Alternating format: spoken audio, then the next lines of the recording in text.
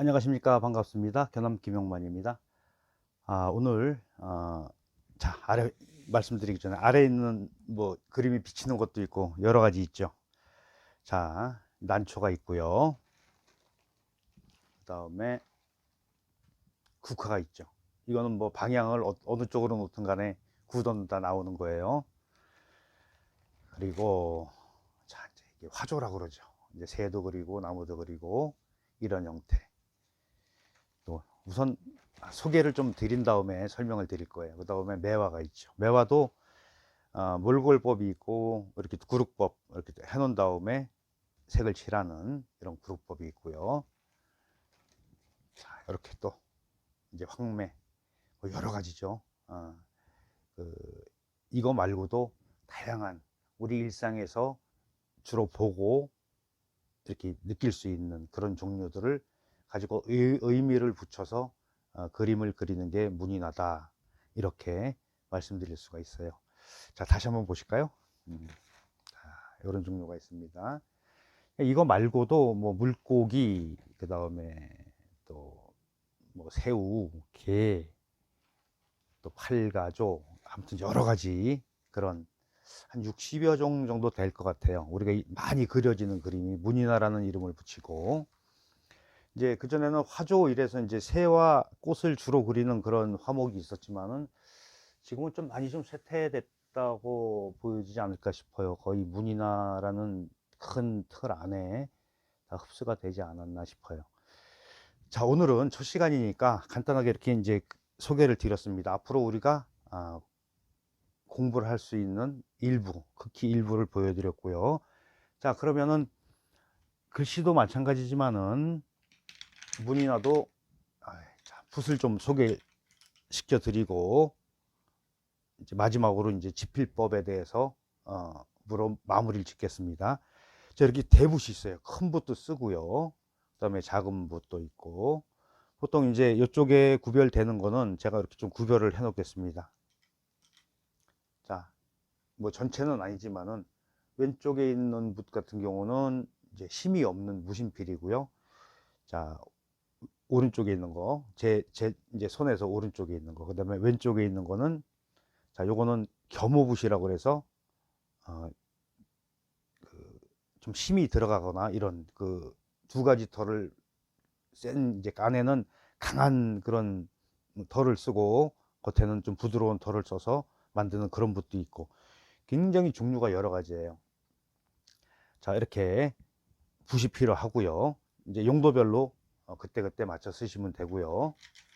자, 그 다음에 필요한 재료가, 자, 물그릇이 있어야 됩니다. 이런 사기 그릇 백잘 쓰시는 게 좀 더 고급스럽겠죠. 그 다음에 소화용 접시, 얼룩덜룩하거나 색이 있는 거는 안 쓰시는 게 좋아요. 나중에 여기서 먹을 비벼서 이렇게 먹 색깔을 낼 때 조금 그 어두운 톤의 접시 같은 경우는 뭐라 그래야 되나, 제대로 된 먹 색깔을 찾아내는데 조금 어려움이 있겠죠. 자, 그리고 앞에서 보셨듯이 그림을 그리고 나서 채색을 간단하게 하잖아요. 그래서 이렇게 또 물감을 준비해 놓으시면 좋을 것 같죠. 네, 이렇게 좋을 것 같습니다. 이렇게 해서 종류가 이렇게 있고, 그리고 또 이제 글씨를 쓰시던 분들은 이렇게 쓰다 남은 종이 이런 거를 이렇게 놓고 나중에 붓을 가지고 목물 조정을 하거나 붓을 다듬을 때 쓰이는 앞지로 쓰시면 되고요. 자, 우선적으로는 이 정도의 재료는 필요합니다. 자, 재료 소개는 간단히 드렸습니다. 그러고 나서 이제 앞으로 하나하나 이제 난초라는 화목을 가지고 이제 난초 획을 만드는 방법, 그 다음에 봉안 파봉안 만드는 방법, 그리고 기본적인 구성법, 그리고 바위, 뭐 여러 가지 꽃 그리고 뭐 기물 그리고 이런 것까지 해서 난초부터 이제 진행을 할 건데요. 보통 글씨를 쓰는 사람이 훨씬 더 유리하겠죠. 그리고 이제 이런 한쪽 구석에 화재라는 걸 쓰죠. 일부에 이런 빈 공간에다가. 그랬을 때 이제 화재 쓰는 그런 그 영상도 같이 겸해서 올릴 계획입니다. 자, 그래서 여러 가지 하나하나 이제 그 사군자, 난초, 그 다음에 대나무, 매화, 국화, 뭐 이런 순으로 해서 기초부터 차근차근 배워 나가시고, 또 중간중간에 화재 쓰는 법, 그 다음에 화재 연습하는 방법, 이런 것도 같이 올릴 계획이에요. 그리고 이제 이제 지필법에 대해서 좀 알아볼까요? 자, 이건 안푼 세보십니다.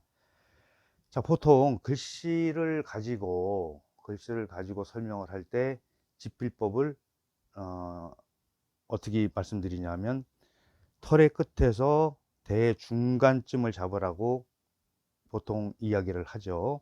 그랬을 때 이렇게 손을 펴보세요. 여러분도 손을 펴보시면은, 자, 엄지, 검지, 중지 이렇게 있죠. 이렇게 된 상태에서 첫 번째 마디에다가 이렇게 대시면 돼요. 자, 이거 좀 잘 보이시나요? 이렇게 볼까요? 자, 이 두 번째 마디까지 넘어가면 안 됩니다. 그리고 이 붓을 잡다 보면 이렇게 넘어갈 수도 있어요. 대부분 이렇게 좀 세워서, 그리고 요걸 이렇게 이제 갈고리 같이 이렇게 구부려 보세요. 이렇게. 자, 그러면 탁 여기 걸리죠. 대. 엄지 손가락 관절은 둥글게 이렇게 접어서 이렇게 놓고. 자, 그러면 이렇게 뒤집어 봤을 때, 여기 둥근 모양이 나오죠. 용안법이라고 해요. 용안법.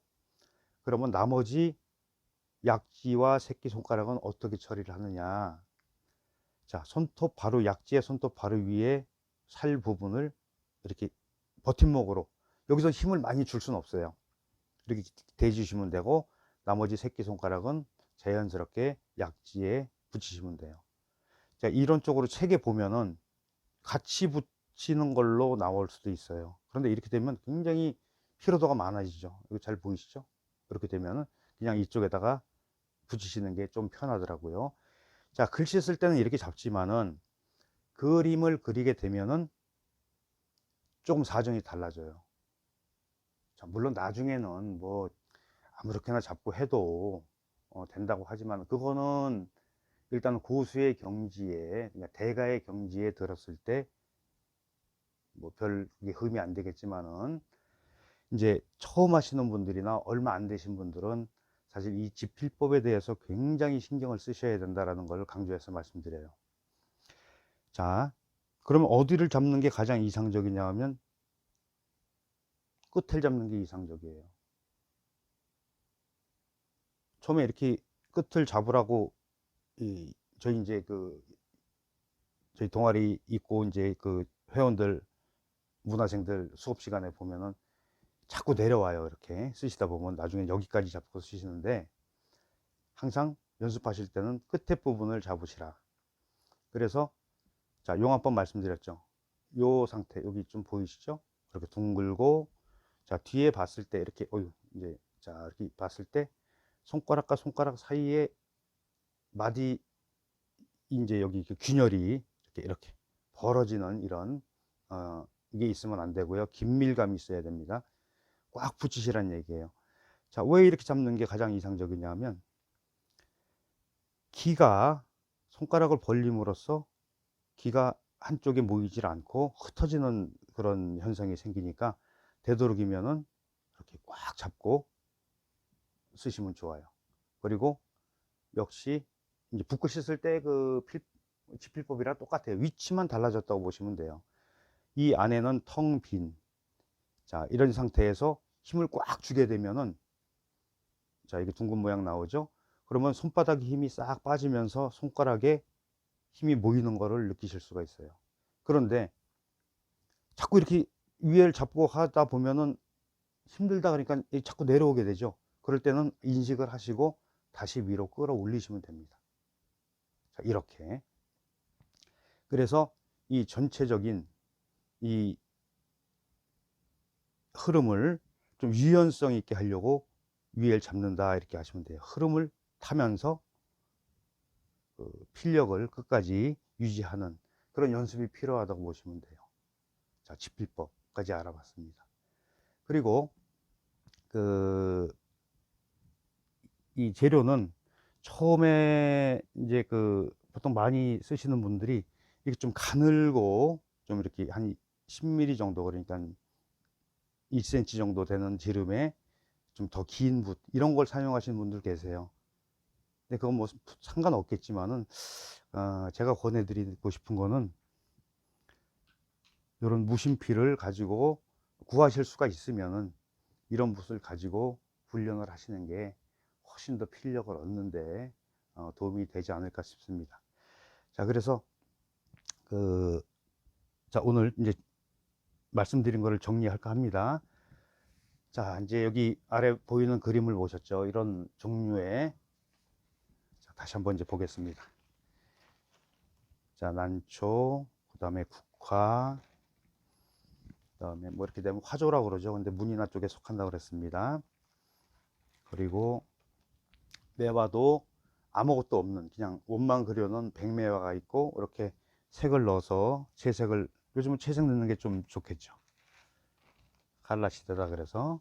그리고 이런 형식도, 그러니까는 구도에 따라서 전혀 느낌이 달라지고 목물의 농도에 따라서 전혀 달라지겠죠. 그래서 하나하나 이제 가장 여기서 중요한 게 집필법부터 시작한다고 보시면 돼요. 그래서 앞에서 말씀드렸듯이 재료를 준비하시는데, 자, 요거는 삼절지라고 그래요. 자, 삼절지. 전지를 3분의 1로 자른 크기고요. 요런 크기의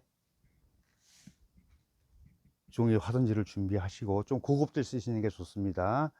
그 다음에 문이나용 붓을 너무 작은 거 말고요. 보통 한 14mm 이상 정도 되는 요 정도 크기가 제일 이상적인 것 같아요. 그리고 앞지 필요하고요. 그 다음에 나중에 채색할 때 물감 필요하고요.